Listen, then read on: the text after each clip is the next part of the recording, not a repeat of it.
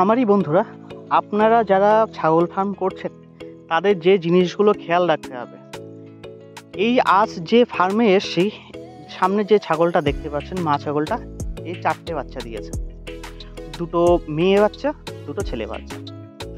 তো যেহেতু দেশি ছাগল, সেই জন্যে এর কাছ থেকে 3টে বা 4টে বাচ্চা পাওয়াটা খুব স্বাভাবিক।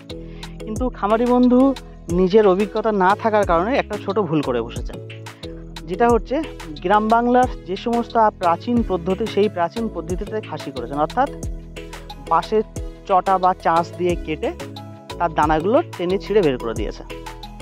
এবার এই সিস্টেমটা ভুল করলে সমস্যা কি হয় দেখুন। আজ এই খামারি বন্ধু অসহায় হয়ে আমাদের কাছে এসছেন, অসহায় হয়ে এসছেন ঠিক আছে, কিন্তু এর কোনো সলিউশন আমাদের কাছে ইনস্ট্যান্ট নেই।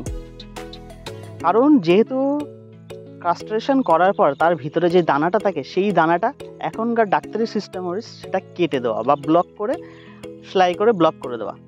কিন্তু গ্রাম বাংলার আগে যারা করতো, বাঁশ দিয়ে সাইড দিয়ে কেটে নিত, বাঁশের চটা দিয়ে বা চেঁচারি দিয়ে কেটে নিত, নিয়ে ভিতরে দানাটা ওই নাড়ি শুদ্ধ হাত দিয়ে টেনে ছিঁড়ে বের করে দিত। আজ চোখের সামনে এই বাচ্চাটা মরতে বসেছে, সেটা কিন্তু যে প্রাচীনকালে যে মানুষ বা গ্রাম বাংলা যারা আগে করতো তাদের ভুল।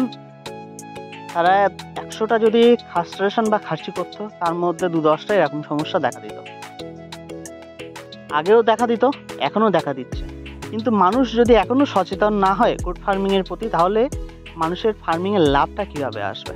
4টে বাচ্চা হয়েছে, 2টো ছেলে 2টো মেয়ে, 2টো ছেলেকেই এইভাবে খাসি করে দিয়েছে।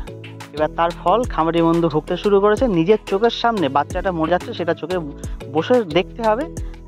আমাদের কাছে এই মুহূর্তে হেল্প চাইলেও আমাদের 2 হাত বন্ধ বা আমাদের কাজ করার লিমিটের বাইরে বেরিয়ে গেছে।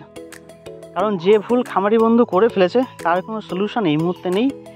তাও যত সম্ভব আমরা কিছু সাইড মেডিসিন দিয়ে চেষ্টা করছি তার এই অবস্থা থেকে বাচ্চা খাসিগুলোকে ফিরিয়ে আনার।